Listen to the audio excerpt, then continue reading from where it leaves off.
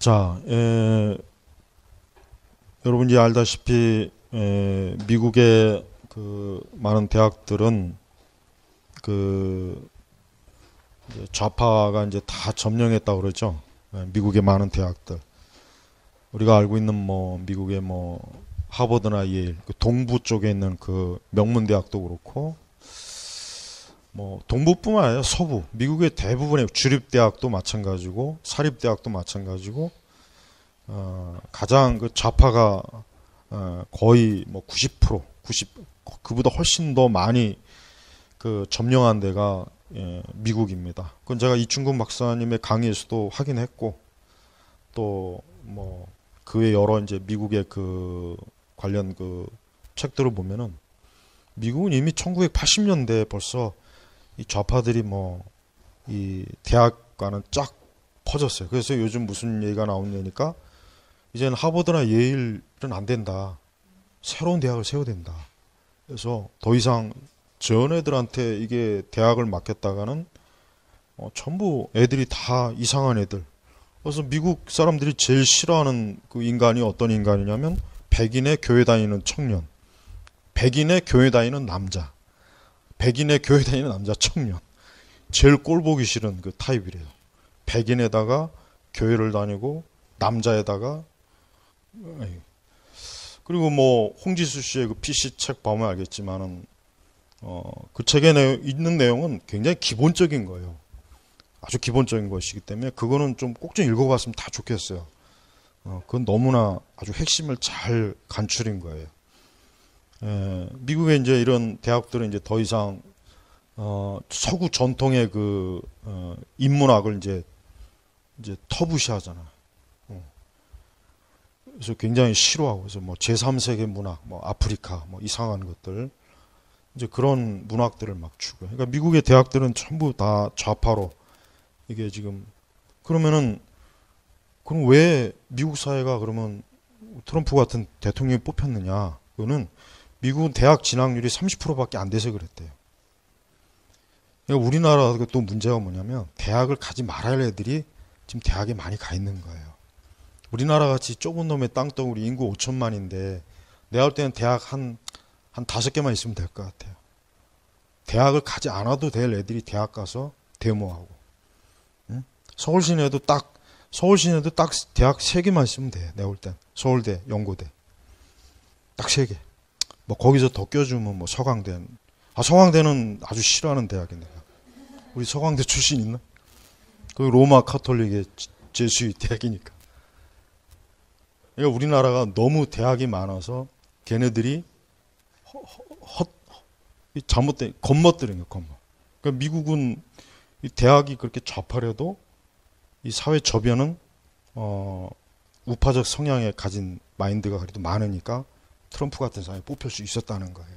만약에 미국도 우리나라처럼 대학 진학률이 막 높으면은 미국도 큰일 나는 거죠. 근데 지금 오죽하면은 그 이제 더 이상 하버드, 예일, 동부 저기는 이제 끝났다. 새로운 대학을 세워야 된다. 지금 이런다고 합니다. 얼마나 심각한지 알죠. 그 걔네들이 결국은, 근데 문제는 걔네들이 지금 미국의 주류를 다 형성하거든요. 나오면. 근데 그 사고방식은 잘 안 바뀐단 말이에요. 이게 이 대학 때 형성된 사고방식은 잘 안 바뀌거든요. 그러니까 미국이 지금 여전히 이런 그래도 기독교가 있기 때문에 미국이란 나라가 그래도 아직도 저렇게 좀 견디는 거지, 기독교가 없으면 다 무너지는 거예요. 이 기독교 신앙이 중요해요. 자, 지난번에 이제 나치즘 좀 하던 거 마저 하고, 그 다음에 오늘 이제 파시즘으로 들어갈게요. 우리가 알다시피 보통 나치즘은 보통 일반적으로 뭐 하이데거나 뭐 니체, 피테, 뭐 이런 독일의 철학자들의 영향을 많이 받았다고 하는데, 그것도 맞는 말이지만 신학자들도 거기에 굉장히 공헌을 많이 했어요. 칼발트 같은 사람은 당원 목사라고 불릴 정도로, 나치 당원 목사라고 불릴 정도로 나치에 심취한 사람이에요. 그의 신학은 자유주의에서 나중에 신정통주의로 약간 변했지만 그의 경제관이나 그의 그 정치관은 전혀 안 변했답니다. 그래서 그가 말하기 뭐냐면 사회주의야말로, 소셜리즘, 사회주의, 다른 말로 하면 공산주의도 마찬가지예요. 사회주의야말로 복음에 매우 중요하고 필수적인 적용이라고 그랬어요. 그러니까 우리가 알고 있는 여기 이제 우리 신학생들 있지만은 불투만이나 바르트 키텔 이런 뭐 그다음에 델리치 같은 사람은 굉장히 구약의 저명한 학자잖아요.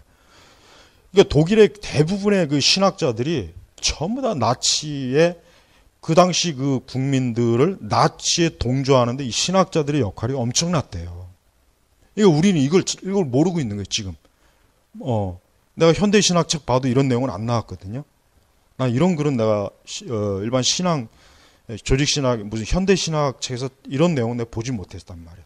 근데 실제로 독일의 그 신학자, 자유주의 신학자들이 나치의 그 사상과 정치관을 독일 국민들에게 주입시키는데 가장 역할을 많이 했대요. 철학자들보다. 그러니까 우리가 왜 이 자유주의 신학자들이 문제냐? 그들은 성경을, 그러니까 독일의 그 전통적 루터교와 그러니까 남부는 루터교, 북부는 프로테스탄트예요. 독일이 이렇게 남부는 카톨릭이란 말이에요. 그래도 전통적인 그 기독교의 그 사람들로 하여금 그래서 이런 생각하잖아요. 아니 어떻게 독일 사람들이 어떻게 나치에 동조하느냐 이해할 수 없다. 그런 의문을 많이 가졌는데 그 의문점이 내가 풀린 게 뭐냐면 신학자들이 나치에 굉장히 동조를 많이 한 거야. 특히 발트 같은 사람. 그러니까 이런 사람들이 나치에 동조하니까 당시 철학자들이 동조하면은 약간 좀 색안경을 쓰고 보지만 신학자 세계적인 그 당시 독일 신학은 세계 최고였거든요. 어쨌든 다 독일로 유학 갔거든. 미국에 있는 뭐 보수 신학 해도 일단 독일에서 공부를 하고 와야 뭐 교수가 되니까. 그러니까 저명한 세계적인 신학자들이 히틀러를 추종하고 나치를 찬양하니까 맞는가 보다. 맞는가 보다. 거부감 없이 일반 사람들까지 거의 다 동조가 된 거예요. 나도 그래서 그 많은 일반 독일 민중들이 그 사람들이 왜 나치에 이렇게 동조했는지 그 이유를 내가 이번에 확실히 알았어요. 신학자들이 나치에 많이 동조를 한 거예요. 그래서 우리가 흔히 얘기하지만은 폴 틸리 같은 사람도 마찬가지고 이 사람들은 뭐 지금도 독일 신학의 거두들이란 말이에요. 지금도 여기저기 굉장히 영향을 많이 미치는 사람들인데 이 사람들이 전부 다 공개적으로 나치를 지지했어요. 그래서 나치가 기반을 잡을 수 있었던 거예요. 우리는 물론 다 그렇진 않죠. 극히 소수의 사람들은 그래도 여전히 히틀러는 아니다. 히틀러는 뭔가 저거는 잘못됐다. 이런 생각을 그래도 갖고 있었지만 그런 사람들은 극히 소수고 대부분은 뭐 저렇게 저명한 철학자나 신학자들이 저렇게 옳다고 하는데 우리가 뭐라고 우리도 그냥 아무 말 안 하고 저들을 지지해야지. 그러니까 이 나치가 엄청난 지지를 받고 정치 권력을 잡을 수 있었던 거예요. 그럼 그 주된 신학자들이 누구냐? 복음주의 신학자들이 아니라 자유주의 신학자들이란 말이에요. 자, 보세요. 절대 그 정치와 신학은 뗄 수가 없는 거예요. 서구 역사를 조금이라도 아는 사람은 정치와 교회를 뗄 수 있다는 생각은 꿈에도 못 꿉니다. 근데 왜 이게 우리나라 교회 와서는 교회에서 정치 얘기하냐면 자꾸 왜 정치 얘기하냐고 자꾸 그런 얘기를 하는 거예요. 지금도 그런 얘기 많이 해요.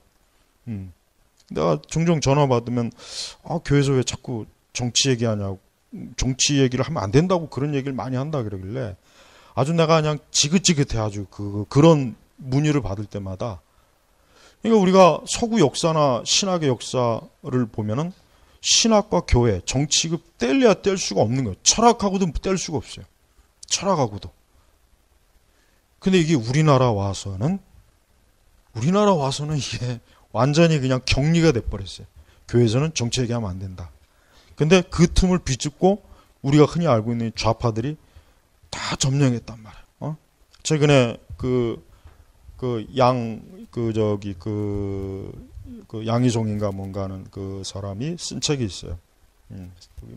책 여기 있는데 최근에 세속 성자라는 책이 있어. 내가 그 책을 읽어보면서 내가 오전에 얘기했죠. 막 욕이 막 한 페이지당 막 100번씩 나오더라. 읽으면서 막 그냥 좋은 말은 다 써 있는데 근데 문제는 뭐냐? 걔들이 표적을 삼는 거는 결국은 뭐냐면은 우파예요, 우파. 우파의 정치죠. 그 다음에 보수 정통신앙을 가진 사람들이. 그게 표적이에요. 그 표적을 삼고 계속 그런 얘기를 써놓는 거예요. 그러니까 그런 책들 읽으면은 애들이, 젊은 애들이 완전히 그냥 전사가 되는 거예요, 전사가. 그러니까 나는 지금 우리랑 한국교회는 이 정치 얘기를 해야 돼요. 내가 지금 계속 몇 주째 강의하지만 이런 강의를 반드시 해야 된단 말이에요. 이런 걸 해야 교인들이 정신을 차리고, 야, 우리가 그동안 잘못 알았구나. 목회자들이 정치 얘기 안 하는 게 경건한 게 아니라 사실은 정치 얘기를 안 하는 게 아니라 몰라서 못 하는구나. 배우지도 못했고. 이런 것도 몰랐고, 뿌리도 몰랐고.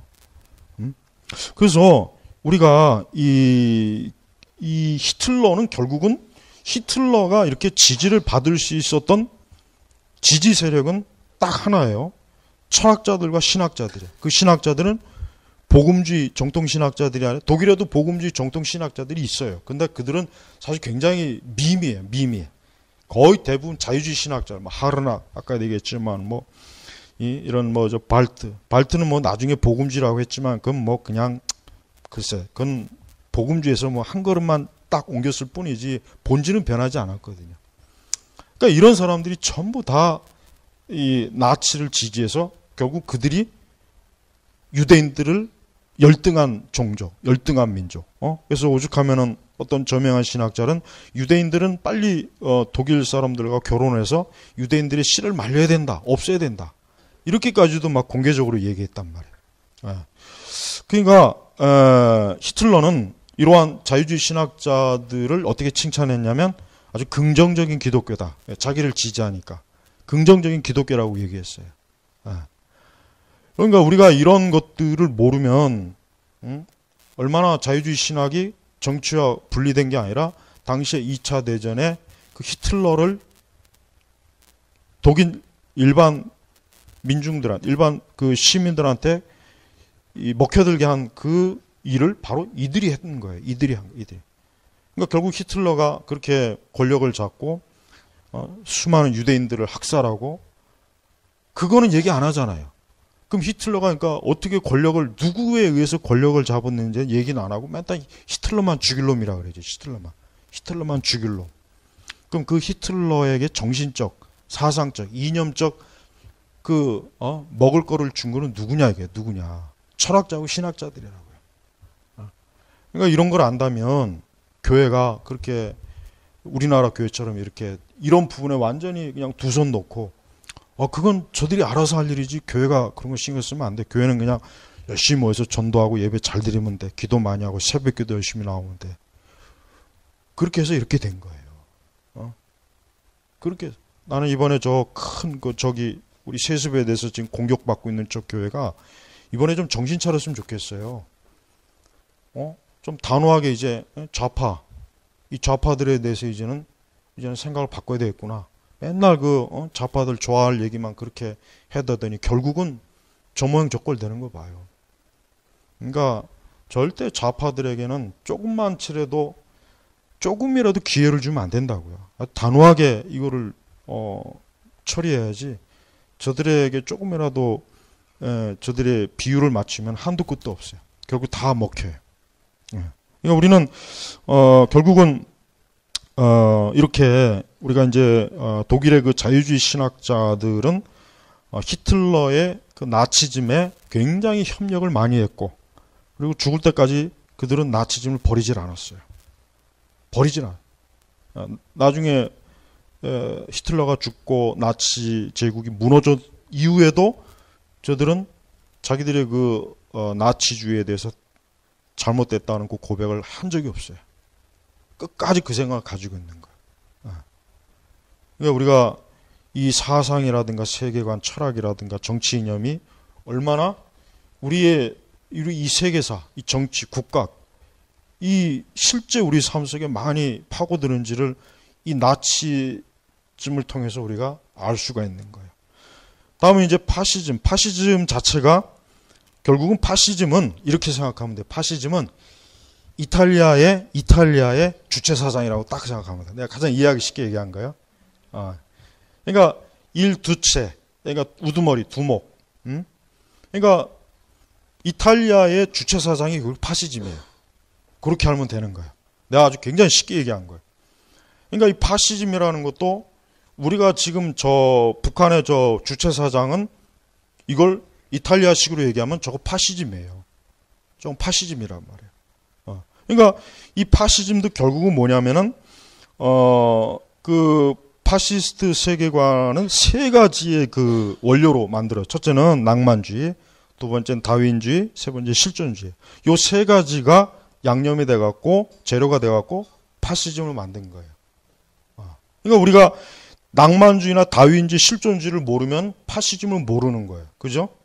그러면 그리고 파시즘과 공산주의는 사실은 꼭 서로 원수 같지만 사실은 안 그래요. 형제나 마찬가지예요. 그러니까 우리는 이 파시즘이라는 것도 굉장히 지금 우리 한국 사회, 우리 지금 이 좌파 정권은 엄밀하게 얘기하면 좌파이면서도 파시즘이에요. 왜냐하면 이게 수령 독재거든. 이 파시즘은 수령 독재. 아까 얘기했잖아요. 주체사상이라고. 이탈리아식 주체사상. 이거 지금 우리나라 정치 좌파들이나 북한이 하고 있는 이 정치가 뭐예요? 수령 독재 아니에요? 수령 독재. 이게 파시즘이란 말이에요. 파시즘. 그러니까 우리가 지금 우파에서 자꾸 이걸 좌파로만 자꾸 보면 안 되고 이 파시즘으로 관점으로도 봐야 이게 제대로 보는 거예요.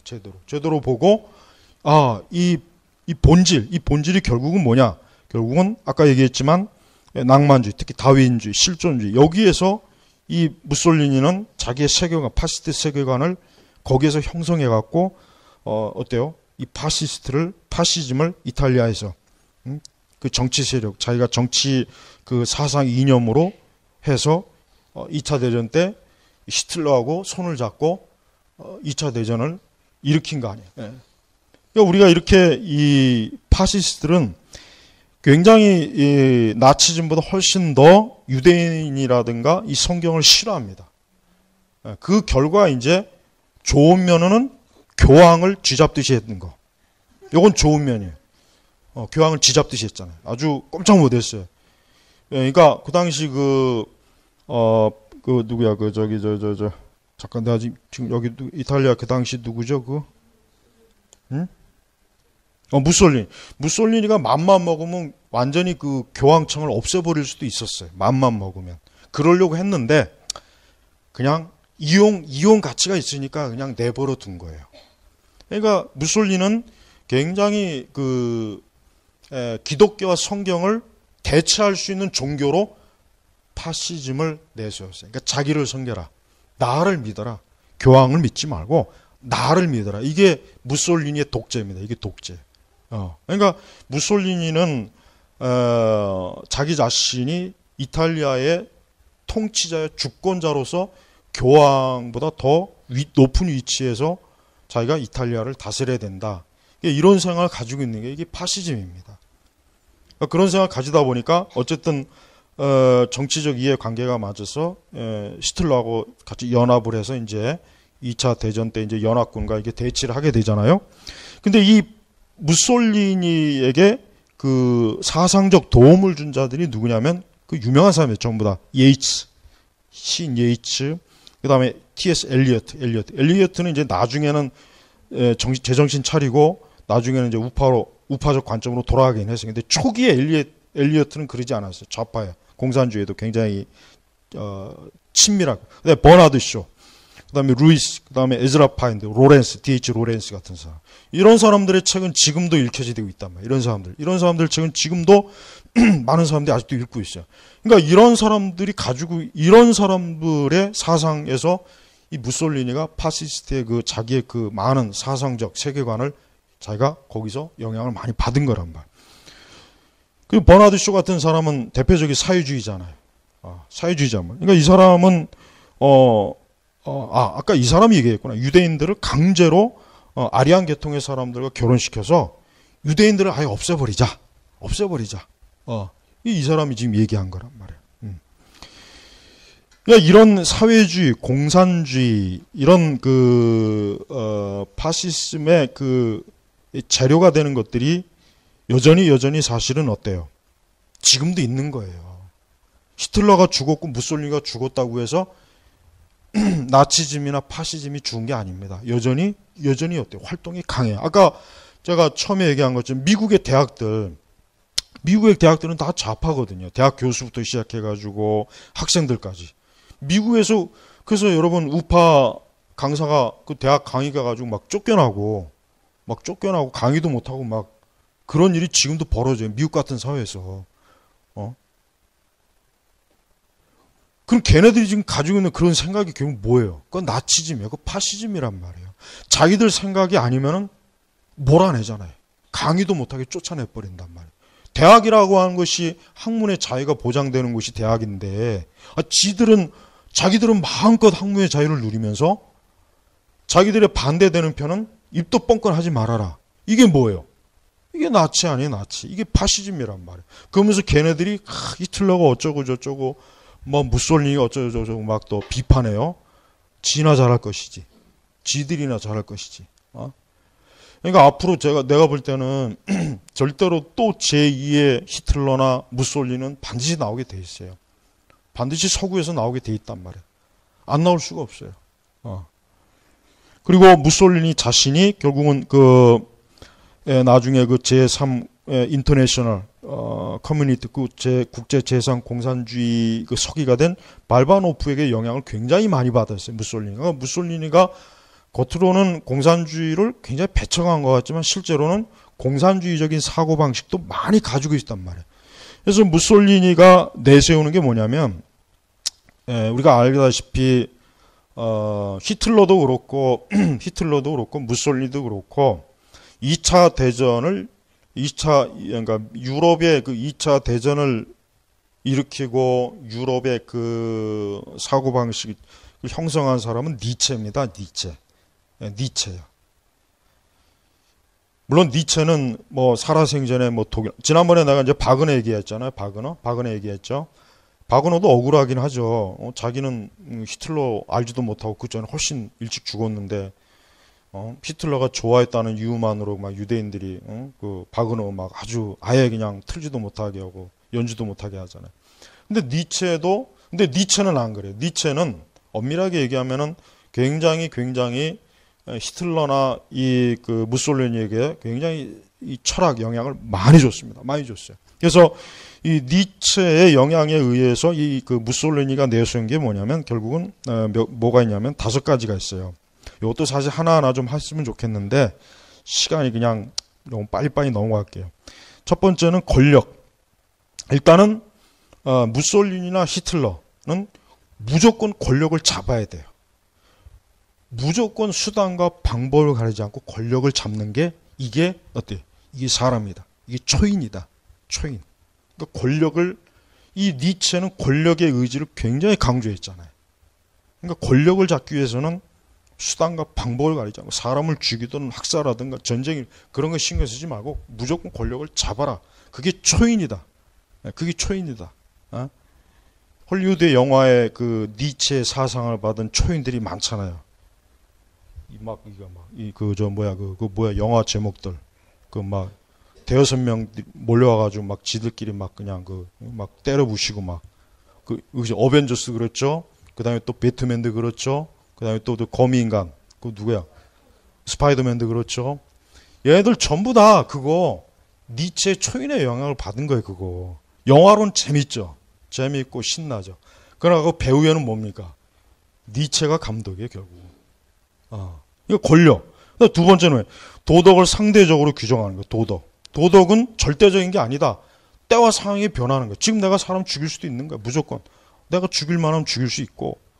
이게 이 도덕을 상대화시켜버려요. 그러니까 절대적인 도덕이 없는 거예요. 왜 동성애자들이 뭐 동성애가 뭐가 나빠?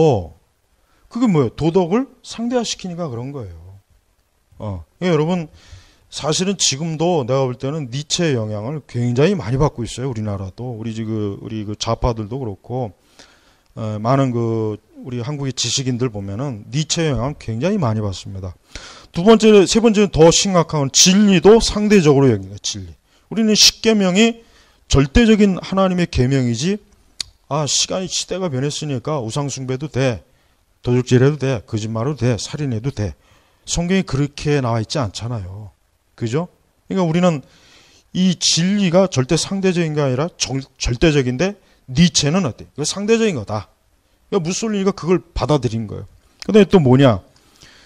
전통적인 종교를 대체시키는 거. 아까 얘기했죠. 히틀러도 마찬가지고 무솔리니도 마찬가지고 자기가 가만히 보니까 이놈의 카톨릭이든 개신교든 간에 이거 없애지 않으면 히틀러는 천년 제국이 세워지지 않을 것 같고, 그 다음에 무솔리니는 파시스트 제국이 세워지지 않을 것 같고, 일두채. 그러니까 이거 없애버려야 된다. 없애고 히틀러는 자기를 나치를 종교화시키는 것이고, 무솔리니는 뭐야? 파시즘, 자기 자신을 어때요? 교황화시키는 거예요. 그러니까 종교를 대체하려고 그랬어요. 기독교를 없애버리자. 기독교를 유럽에서 카톨릭이든 개신교든 싹 없애버리자. 그리고 그 위에다가 새로운 종교를 만들자. 그게 바로 뭡니까? 그게 제3제국과 무솔리니, 파시스트, 그걸 얘기하는 거예요. 그러니까 기독교 입장에서 이 두 세력은 적그리스도의 세력이죠. 그죠? 그 다음에 이제 다섯 번째 뭡니까? 역시 이것도 같지만 도덕적 가치를 대체시키는 거예요. 그러니까 우리가 기존에 알고 있는 도덕을 싹 없애버리자. 그럼 귀찮은 거야. 야, 그런 고리타분한 옛날 옛적 도덕은 필요 없고 이제 새로운 도덕을 만들자. 새로운 도덕을 만들자. 이게 그들이 말하는 거예요. 그러니까 여러분, 우리가 무솔리니나 우리가 이제 파시즘이나 이 나치주의는요, 궁극적으로 이걸 종말론적으로 얘기하면은 저들은 하나님의 나라, 어떤 천국, 새하늘과 새 땅, 이것보다는 자기들이 세운 제국이 진정한 의미에서 사람들에게 어때요? 천국이고 하나님 나라인 거예요. 그러니까 우리가 우리나라 그 좌파들이 그런 영향을 받았기 때문에 지금 우리나라 좌파들이 가지고 있는 생각은요, 이거 굉장히 위험한 생각인데 뭐냐면, 우리나라 좌파들은 진짜, 이 주사파들은 정말 이 대한민국이 북한처럼 돼야 된다고 생각하고 있는 거예요. 진짜 그래요. 그렇게 생각하고 있고, 이 대한민국은 잘못된 곳이기 때문에 완전히 없애버려야 된다. 새로운 체제로 바꿔야 된다. 그러니까 이 현재 대한민국의 이 좌파들은 히틀러나 무솔리니하고 거의 같은 동급의 사람들이에요. 동급의 사람. 똑같은 기본적인 생각을 가지고 지금 우리 사회를 지금 어때요? 움직이고 있는 거예요. 우리는 지금 그 가운데 있단 말이에요. 그러니까 교회가 지금 제일 지금 문제가 이 교회입니다. 교회. 지금 우리 탄핵 이후에 발생되는 모든 사건들이 결국은 가장 치명적인 해를 입는 영역이 우리 교회예요. 교회. 그걸 아직도 모른다면은 그건 멍청해요. 그건 바보예요. 그건 바보. 아직도 모른다면 그건 바보예요. 기독교 이대로 나가면 기독교 분명히 제한해요. 반드시 제한합니다. 목사의 숫자도 제한하고 신학교도 통폐합시킬 거예요. 교단도 통폐합시키고 그 다음에 선교사 못 보내게 할 것이고, 그렇게 안 될 것 같아요? 그렇게 된다니까. 그렇게 돼 있단 말이에요. 왜냐하면 우리가 알고 있는 나치즘이나 파시즘은 그냥 한꺼번에 묶으면은 전체주의거든. 전체주의란 말이야. 그러니까 자기네들이 딱 어떤 재단 정해놓은 그 잣대 딱 맞지 않으면 다 잘라버려요. 없애버리고. 그러니까 지금 우리나라도 지금 그 체제로 가고 있잖아요. 지금 우리나라도 지금 이게 아직은 좀 부드럽게 나가지만 내가 볼 때 이 상태로 더 심각하게 나가면 더 강하게 나와요. 근데 이 사람들은, 국민들은 이게 서서히 진행되니까 이 충격을 못 느끼는 거예요. 이제는 그 유튜브 1인 방송도 제한한다고 그러대요. 그거 내가 볼 때는 할 것 같아요. 분명히 할 거예요. 그럼 굉장히 치명타가 생겨요. 우리 우파는 어떤 굉장히 치명적이에요. 더 이상 어떤 정보나 어떤 이게 커뮤니티가 안 이루어지잖아요. 그러니까 이게 상당히 지금 문제가 커요. 근데 이거를 지금 저항할 수 있는 그 어떤 세력이 있느냐? 없어요. 없어요. 모든 우리 권력기관을 다 저들이, 아까 니체가 말한 것처럼 권력의 의지는 모든 권력의 주체는 자기가 돼야 된다는 겁니다. 권력자가. 그러니까 언론이고 종교고 그게 법이고 군대고 간에 모든 권력을 딱 자기가 한 손에 움켜쥐고 자기 마음대로 해야 된다. 이게 니체가 말하는 권력의 의지. 그러니까 무서운 겁니다, 이게. 니체가 제가 볼 땐 제일 무서운 사람이에요. 그러니까 그 잔인한 그 생각을 가지고 있는 사람의 그런 철학이나 이념을 영향을 받은 사람들이 지금 우리 대한민국과 저 중국과 이런 나라들을 지금 이렇게 지금 권력을 지금 잡고 있으니 이게 어떻게 되겠어요? 한번 생각해 봐요. 교회는 어떻게 되겠습니까? 엄청나게 문제가 커져요. 그래서 우리는 아까 얘기했지만 미국이란 나라도 이게 지금 굉장히 미국의 역사를 좀 안다는 사람 좀 안다면은 미국이 지금 굉장히 위험한 시기예요. 미국이란 나라가 굉장히 지금 위험해. 지금 미국의 언론이나 미국의 그 주류들은 굉장히 좌파에 깊이 물들어 있거든요. 그러니까 트럼프가 대통령 되는 것도 굉장히 저항을 많이 했고 또 대통령이 되고 난 이후에도 굉장히 지금 많이 흔들잖아요. 많이 흔든다. 굉장히 막 흔들다고. 뭐 탄핵이니 뭐 어쩌고 저쩌고 뭐. 근데 그래도 여전히 일반 그 많은 시민이나 미국 시민들은 그래도 제정신 가지고 있어서 그래도 그걸 저항할 수 있는 힘과 여지가 있는데 이게 더 시간이 갈수록 과연 이게 이겨낼 수 있겠는가, 버틸 수 있겠는가, 그 생각이 드는 거예요. 우리 한국의 돈 많은 집 아이들 뭐 미국의 명문대학 간다고 막 좋아하는데 그 좋아할 게 아니에요. 옛날에는 괜찮았어요.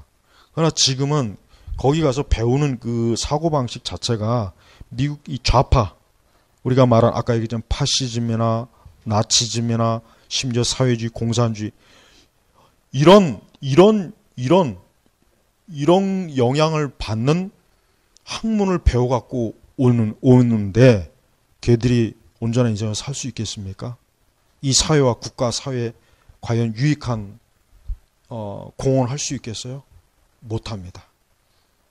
그러니까 그런 미국의 그 현 사회나 상황을 알고서 미국을 바라봐야 되는데 우리나라의 사람들은 아직 이런 것까지는 그렇게 심각하게 아직은 깊이 모르는 것 같아요. 캐나다 같은 경우도 총리부터 사이코가 됐잖아요. 캐나다는 나는 도대체 무슨 생각으로 그 총리 트루든가 누군가 도대체 왜 저런 사람을 뽑았을까? 그러니까 캐나다 사람들 자체가 벌써 이게 옛날보다 훨씬 더 이게 지력이 떨어지는 거예요. 그나마도 뭐 기독교라고 해봐야 캐나다는 자유주의가 거의 대세이기 때문에 온전한 바른 또 신앙, 보험주의 신앙도 거의 없어요. 그러니까 더 문제가 커요. 그래서 여러분 아까도 얘기했지만은 우리가 알고 있는 그 많은 19세기, 20세기 철학자들과 지성인들이 실제로 굉장히 어때요? 그들이 가지고 있는 위험한 생각들이 그 위험한 생각들이 결국 우리가 알고 있는 역사의 그 독재자들, 학살자들, 도살자들 이런 사람들에게 영향을 줬다는 거.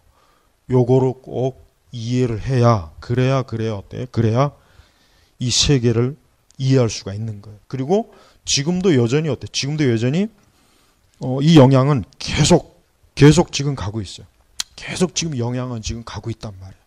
끝나는 게 아니야. 그리고 우리나라는 특히 더 위험한 게 우리나라는 특히 왜 위험하냐면 이런 기본적인 토대도 없는 상태에서 그냥 사람들이 무차별적으로 막 그 선동에 놀아나니까 앞뒤 분별을 못해요. 잴 수가 없는 거예요. 잴 수가 없는 거예요. 서구처럼 기독교에 왕성한 뿌리가 있고 그래도 이들 못지않은 또 다른 그래도 괜찮은 철학자들과 지성인 집단들이 있어서 이런 것들을 방어할 수 있고 그래도 극복할 수 있는 체제나 있지. 우리나라는 없잖아요. 없잖아요. 누가 있어요? 우리나라는 아무것도 없어요. 그래서 더 큰 문제. 그리고 교회가 특히 문제. 아까도 얘기했지만 교회가 그냥 거의 다 넘어갔어요. 다 넘어갔단 말이에요. 다 넘어갔단 말이에요. 근데 이렇게 넘어갔는데도 불구하고 교회에서 이런 부분에 대해서 안타까워하고 그러기보단 뭐 그게 뭐가 문제야. 그런 부분에 얘기하면은 그 괜히 유난 떤다고 막 그 핀잔이나 주고 핍박이나 하고 좀 이런 상황이에요. 다음 주에는 내가 다윈 마르크시즘하고 그 다음에는 뭘 할 거냐면은 내가 미리 예고할 거는 우리가 알고 있는 현대 교육이 어떤 문제점이 있는가를 내가 한 7가지 방향으로 주제로 내가 강의를 해줄게요. 그 7가지를 듣고 나면은 아마 우리가 얼마나 이 괴물을 키우는 이 교육을 지금 우리도 받아왔고, 그나마 내 세대는 덜 하겠지만은 지금 아이들이 받고 있고, 앞으로 아이들은 더 심각한 거예요. 우리가 잘못된 이 교육 철학과 교육 이념과 교육 체계 때문에 지금 얼마나 이 대학부터 시작해가지고 온 천지가 지금 이게 거의 정말 거의 뭐 불지옥이나 마찬가지예요. 다음 주고 마르크시즘하고 그 다음 주에 내가 이제 교육에 대해서 할게 하나하나 7가지 주제로. 아마 다 듣고 나면 이제 여러분들은 이제 적어도 교육에 대해서만큼은 이 부분을 다 이해할 수가 있을 것 같아요. 왜냐하면 우리 한국 사회는 이 교육이 너무 문제가 많아요. 내가 아무리 생각해봐도 그러니까 내가 기독교 교육을 얘기하는 게 아니야. 내가 목회자이기 때문에 기독교 교육을 하자는 얘기가 아니고, 인간이 기본적으로 가지고 있어야 될 인간으로서의 교육이 지금 안 되고 있는 거예요, 우리나라는. 그러니까 미국의 대학도 지금 그 모양 저 모양 족거리니 우리나라는 더 심각하지 않겠어요? 응? 아무것도 쥐뿔도 없는데, 더군다나.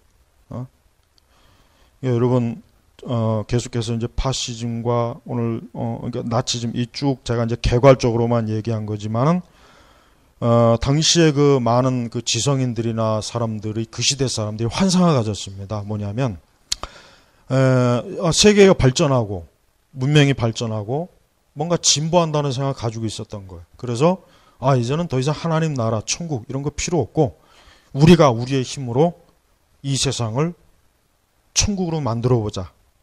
그게 투영화된 거예요. 그게 투영화된 게 결국 나치즘이나 파시즘입니다. 일본의 제국주의도 사실 거기에 영향을 받았습니다. 일본도 일본이 왜냐하면 개방 이후에 독일의 영향을 많이 받았거든요. 일본이 독일의 영향을 많이 받았단 말이에요. 철학은 일본이 그 철학에 있어서만큼 독일의 영향을 굉장히 많이 받았어요. 그러니까 철학 용어가 다 일본에서 번역된 거예요. 우리 지금 철학 용어가. 그러다 보니까 일본도 군국주의의 뿌리를 가만히 캐보면은 아까 얘기했지만은 이런 철학자들과 이런 신학자들의 영향을 받았다고 보면 되는 거예요. 그러니까 군국주의도 마찬가지고. 얼마나 심각한지 우리가 조금이라도 여러분 이걸 맛보면, 이렇게 맛봐도 보통 심각한 게 아니잖아요. 엄청나게 이게 지금 문제가 큽니다. 그래서 아마 앞으로는 더 지금 우리나라는 더 지금 문제가 커져요. 그러니까 여러분 정말 정신 차려야 돼요. 이 교회 다니는 사람들 얼마나 지금 아무 생각 없이 그냥 뭐 성경책 하나 들고 성경책이나 제대로 알긴 하면 또 몰라. 그것도 없죠. 정말 큰일이에요. 너무 안타까워요.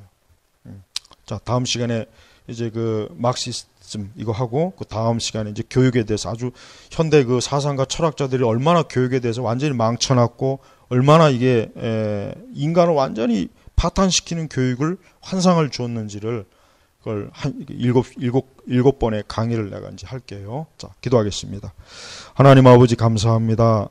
우리가 살고 있는 이 세상, 예수 그리스도 앞에 무릎을 꿇지 않고 여전히 하나님께 반역하고 진리를 대적하고 교회를 말살시키고 하나님의 백성들을 무참히 짓밟는 이러한 파괴적인 세상에서 바른 생각과 바른 깨어있는 진리로 깨어있는 그 지성과 마음을 가지고 살아가도록 아버지께서 저희에게 은혜를 더하셔서 우리가 미혹되지 않게 하시고 속지 않게 하시고 우리가 바르게 알고 깨달음으로 하나님을 경건하게 섬기며 하나님의 자녀로 살아가도록 우리를 도와주시옵소서.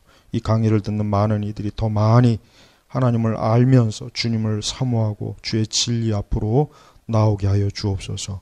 예수님의 이름으로 기도 올렸습니다. 아멘.